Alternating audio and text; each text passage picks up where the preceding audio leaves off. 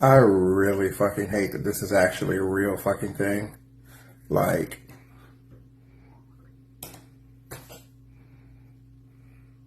you literally cannot get back onto your PlayStation.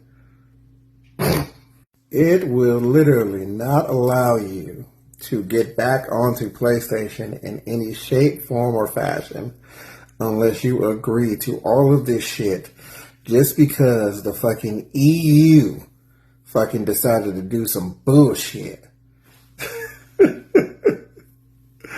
Oh my god, I fucking hate you all. Now I actually have to make sure I read all this shit, even though I'm a fucking adult. So it shouldn't really fucking apply. It's fucking shit's fucking ridiculous.